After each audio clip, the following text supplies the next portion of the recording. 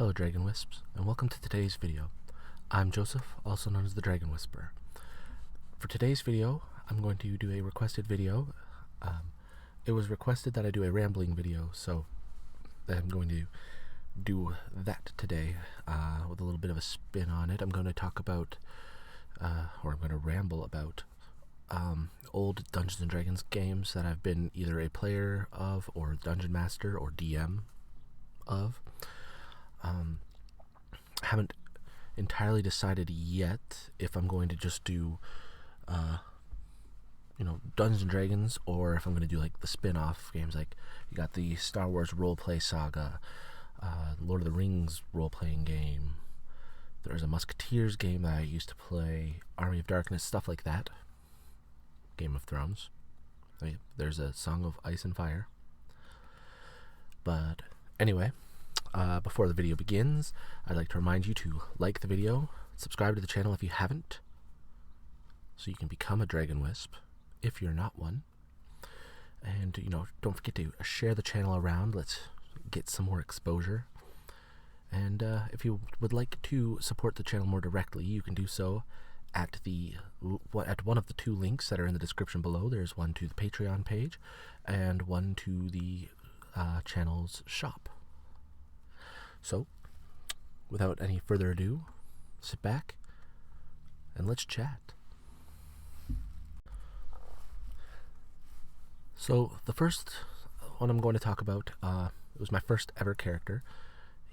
He was a stereotype, he was a dwarven fighter named Draken. And I had joined the campaign mid-campaign, so the other players had already had things going for a while. So we had to play out them meeting me, and as a stereotype, my dwarven fighter was in the tavern drinking. He had drank way too much and didn't have the money to pay for it. And he ended up throwing up everywhere. So it's not a happy time for Draken, the dwarven fighter. So the tavern master wouldn't let him leave until everything was cleaned up. So he had passed out. But the party cleaned everything up and then paid his bill. So when they asked if he would join them, he didn't have much of a choice.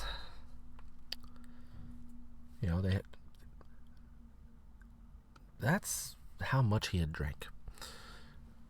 They basically owned him. That game was in an arena setting, so they were recruiting him to fight in the arena with them. Arena settings, I don't know how many people do these, but for my group it was, you could die in the arena, but you didn't permadeath. There were clerics and paladins ready to bring you back because it was all about the fight. It was mainly a combat campaign. So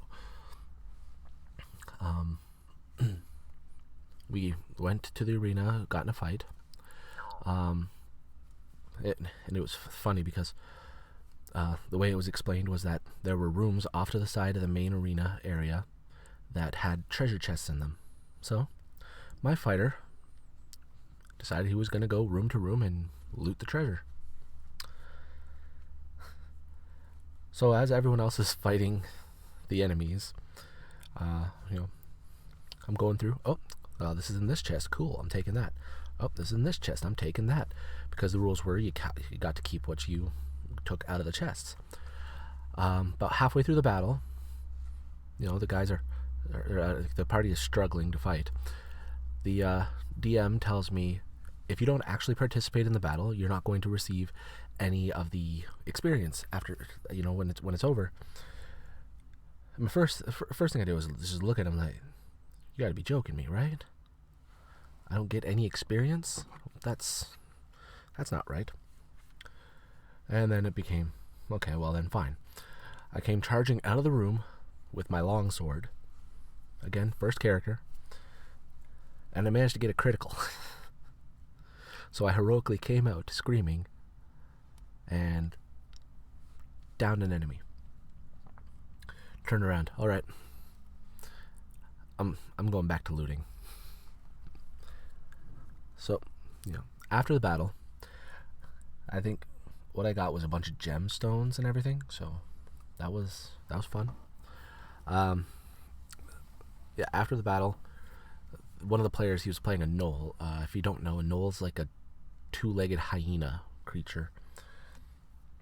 And I'm complaining about my weapon, and he grabs his bastard sword and slams it into the ground and tells me, if you can pull this out of the ground, it's yours.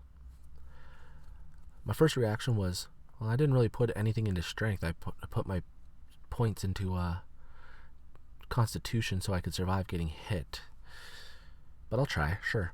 I failed my strength check miserably, so I couldn't pull it out of the ground. But then one of the other players, believe another fighter,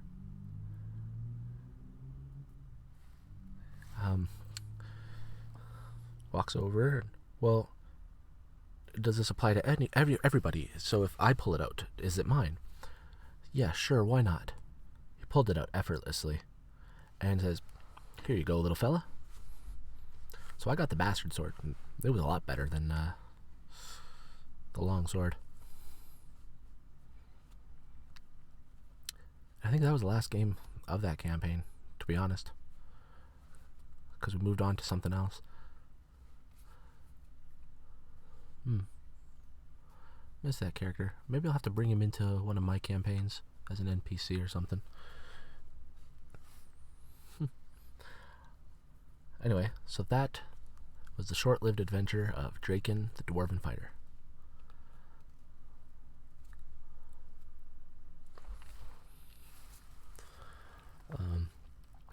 Oh, you know what? My next character was a Dragonborn. He had some good moments too. We were in a war campaign, so we had orders. So again, it was mostly combat oriented, and this way the DM could basically force us to do whatever. It was fine by us. We just wanted to play. My character was a mercenary leader. He wouldn't have many mercenaries under his command, but it was enough to get the job done. So we went on all sorts of missions, and I was wearing soft hand gloves, which, if you don't know, hides the true form of a Dragonborn, makes them look like their original race. And we met up originally in the base camp. Everybody introduced themselves. Once we got out of a base camp, I had taken my gloves off because, within base camp, I didn't want anybody to really get scared or anything, or concerned that there was a dragon walking around. Now that I think about it, I don't think that was my second character. It was one of my most memorable characters, though. We ended up having to go investigate a village that had been attacked by, it was either a lich or a necromancer. Anyway, we had a full-size party.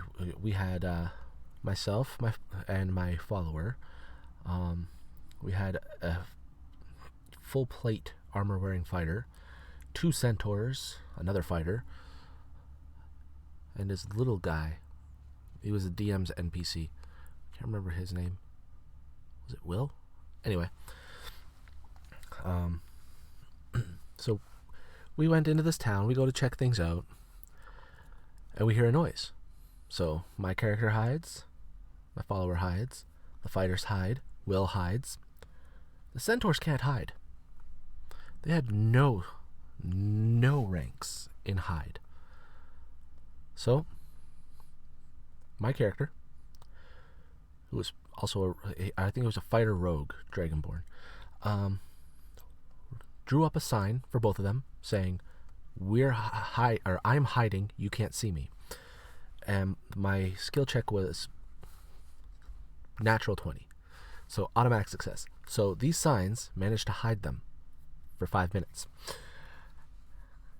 as the shambling undead corpses walked by.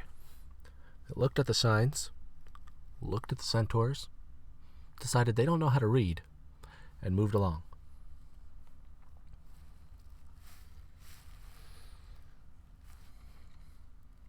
Plan worked perfectly. So we followed them. I believe we followed them into a church. And in that church basement, we were checking rooms. We opened one room. Nothing in there. And we moved to the next room. And I'm like, hang on. Let's be ready for this. I got my breath weapon ready. Opened the door. A tentacle came, grabbed me, pulled me in as I started breathing out. And I was using lightning breath at the time. So the pile of bodies had created a methane gas, and the room exploded. So when they opened the door, in the middle of the room was standing my Dragonborn, going as a puff of smoke comes out. The DM ended up giving me like 5 hit points left from the damage. Destroyed the creature that had pulled me in. Destroyed everything else in the room. But it was really cool. Unfortunately, that was basically the big fight that the DM had planned for us at the time, so didn't go as planned. Good times. He had to improvise as we moved around in the basement, and we ended up coming across just random fights. Other than that, there was nothing in the basement for us. Just random fights and that creature that never got identified, but that I blew up accidentally. Later on in the campaign, the DM had said, where we had gotten orders from the commander, we were to observe an enemy camp. Observe, not engage. He said if we were to engage, we would be in trouble. So I looked at the DM and I said, well, what's the definition of engage mean in this situation? He said, anything that involves an attack roll. There's a bird outside.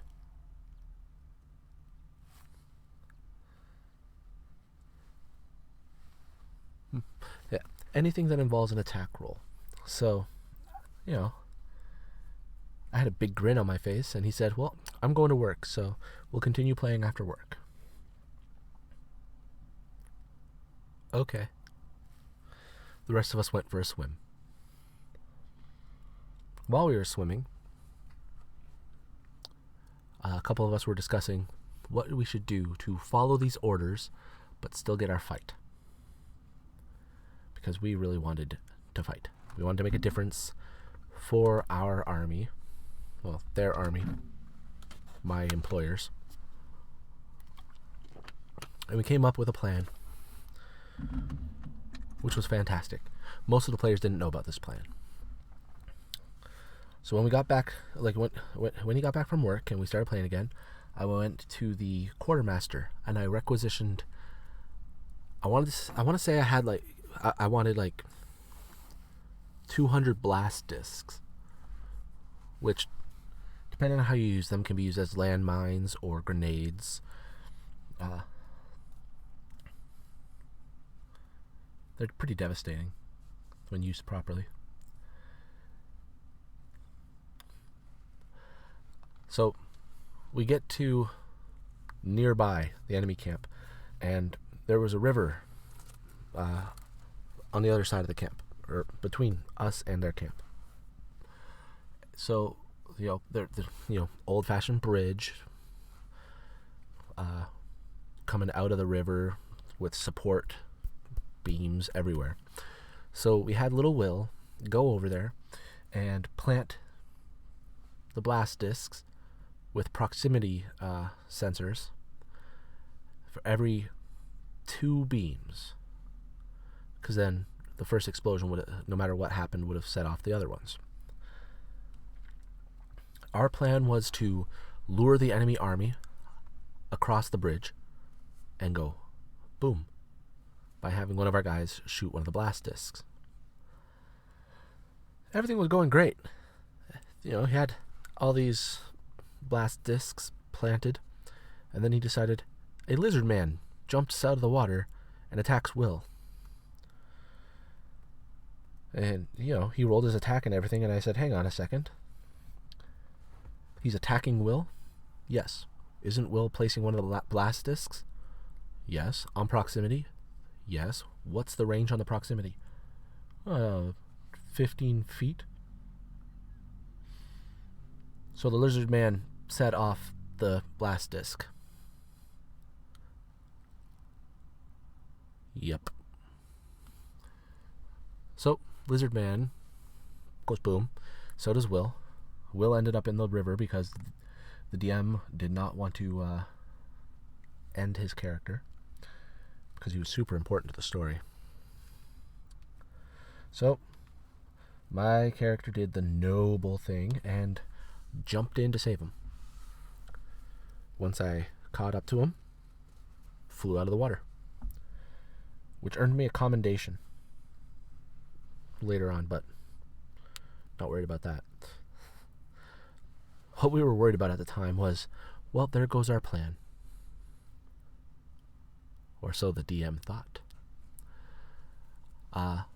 So myself and somebody else was able to either fly or jump across. The centaurs could jump across. So I flew across with my follower, and the centaurs jumped across with the fighters. And Will was already halfway through. So what happened there was we got across, and the one fighter started looking for a hill or a mound of dirt. The DM couldn't figure out what was going on. So he found a pitcher's mound basically, and stood on top of it as my character walked off. Now, the important thing here to know is that my character had a bunch of invisibility potions. So we prepared our real plan. My character climbed a tree after drinking an invisibility potion, and the fighters and the centaurs, the fighters got on top of the centaurs to do this, started screaming, taunts and everything, to get everybody's attention from the camp. While they did that, I set blast discs to proximity, and I just glided back and forth over the enemy camp, randomly dropping them, so that I never had to use an attack roll. We devastated that camp doing this. And the DM sitting there just like, that's right, I created Dungeons and Dragons' first stealth bomber. He's like, no, that's so then we got back to camp, like back to base camp, and Commander's sitting there, just horrible scowl on his face. Well, that was a very interesting play on the orders I gave you. To which I responded, we did not engage the enemy. Nope, you didn't, and that's why I can't have you court-martialed. So I laughed. I said, I'm a mercenary. You can't have me court-martialed anyway. And apparently, that triggered something in the DM's mind. So he decided that the commander was going to frame my mercenary so he could have him, killed. And the first thing, everyone at the table starts flipping out about this. And he says, well, if you don't want it to happen, figure out a way to roleplay your way out of it. Okay. So what happened was he had somebody, like, I got my character completely drunk and slipped troop manifests into my pocket. So when I woke up in the morning to people banging on the door, hungover, they found the troop manifests in my pocket. Okay. So I got brought before the commander. And he's like, so for stealing our troop manifests, I'm going to have you strung up and hung right in the middle of the square. And I said to him, I'm like, that's not the best idea. Well, what do you mean? Don't you think there's a better thing you can do? What do you mean? So you're going to tell me that you want me to die so badly that you're willing to tell everybody that a nobody mercenary managed to steal your troop manifests. Well, that's a good point, but you see, I've already drawn you in here and told everybody that you're going to be punished for something, so unfortunately, we're going to have to go through with it. I'm like, I got a counter proposal. How about I just insulted you or something? And I get punished for that. Okay. So, brings me out, says that I had insulted his honor and something along those lines, and I don't even remember exactly, but he ended up having me whipped 10 lashes. That's fine. So my Dragonborn just prayed to its patron god, and that was it. Didn't feel a thing. But I still remember the look on his face when he realized what I was doing. And he realized that we had spent the entire day planning it. We had something like 10 different scenarios planned out based on what we would be allowed to do. He only gave me like 50 blast discs in the end, which cut out a lot of our plans, but that's fine. One of our plans, if we had gotten all 200, was to plant them around the proximity of their camp. That would have been great. But, alas, it wasn't meant to be.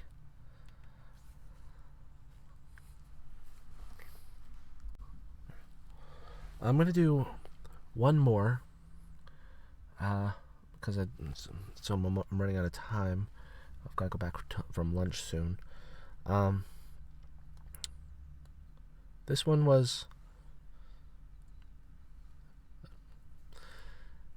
a special one. I don't usually play like evil characters, but at the same time I don't usually play good characters. I had played a character, his code name was the Owl. His name was Alucard, and he was a crusader for good. Well, kind of to the point of Robin Hood.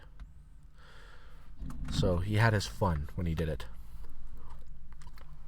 He stole from people, but he only stole from bad people. And he had been hired by a black market operator named Kelby Blackshirt, a halfling, and a running gag, like a reoccurring character in a lot of the campaigns. Anyway, he had been hired to break into a competitor's store and basically ruin his business. Those were the only details that were required of him. How he did it was all up to him. So, he had asked, like, what kind of equipment he can get, or if he can get, like, an advance pay. He was given some bags of holding. Really good bags of holding. I think they were type 3. So he went to the shop. He had his friend, called the Raven, sit across the street on top of a roof. Basically be lookout. So he goes in. He starts just shoving everything in his bag of holding, comes across a cabinet full of rings. Rings are almost always magical, especially if they're in a cabinet. Checks for traps. There's no traps. Okay. Opens it up, and an alarm goes off. First, looked at the DM and said, "You said there's no traps. This is a magical trap. Why don't you read the description of Rogue's trap sense? Even magical traps." But whatever. Fine. We'll let it slide for story purposes. I drink an invisibility potion. Why did you do that? I pull out my flint and steel. What? I go sit in the middle of the room, and I make a survival check to light a fire. I lit the shop on fire. Left the shop, went and climbed up the building, sat on the roof. As the shopkeep tried to escape, hit him with my crossbow bolt. Pinned him to the windowsill for a couple seconds. Bolt broke, hit him with another crossbow bolt. The shop ended up completely burning down. So then, afterward, I go in while all the guards are there, convince them that the shopkeeper had committed arson on his own shop for the insurance money. I was using a hat of disguise, by the way, so that I was disguised as a guard. And then, looking around at all the stuff that hadn't burned down in the shop, started shoving stuff into my bags of holding. Told the other guards that it was for evidence. I walked away with over 50,000 gold pieces worth of equipment, which I sold and bought a house. It was great. Anyway, I really thought I'd go longer with that story, but I guess there's actually a lot more revolving around that game, but that's a talk for another time. I really don't have the time to get into full details. So I guess I'll end with a tip. This one's for dungeon masters. Remember, your job is not to kill the party. Your job is to provide them a story full of challenges, full of encounters,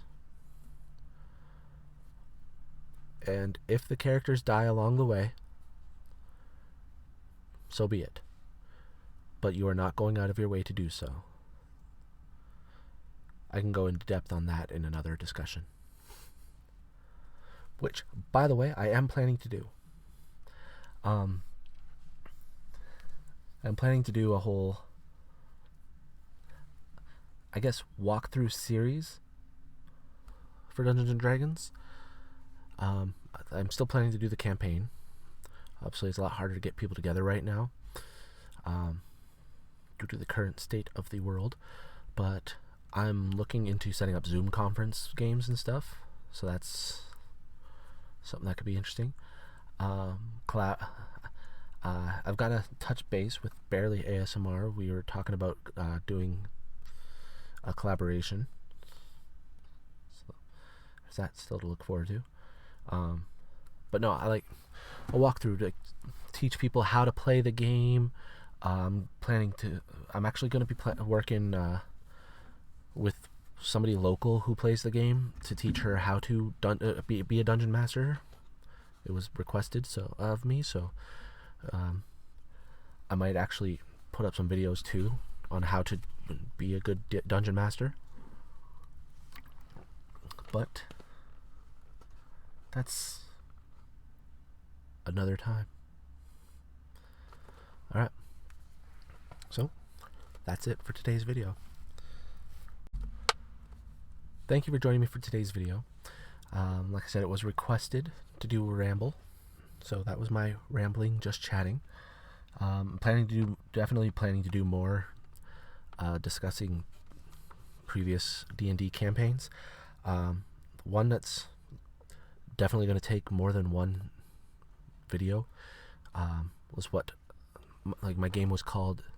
There's a whole game series basically called The Calm Before the Stormreach, in which my players started off in a town called Stormreach, got to a point where there was nothing left for those characters to do, so we started a spin-off, which was most of those characters had children, so their children were the focal point of that one, which ended up becoming another spin-off in which they became trapped in the real world. And then I had another campaign because something, I don't remember what happened, but we ended up, all the players just weren't able to play anymore. And unfortunately, when many of them were main characters, we had to come up with other stuff to do. So there was another spin-off, which was like 2,000 years later. So, like I said, that's gonna be anything in itself. So anyway, again, thank you for joining me. Don't forget to like the video, subscribe to the channel if you haven't. So, going right about now, we should have a subscribe button up in this corner, latest video over here, video recommended for you by YouTube from my channel over here, and a playlist of my videos over here. Alright, again, thank you for joining me. I'll see you next time. And as always, have a peaceful day. Bye.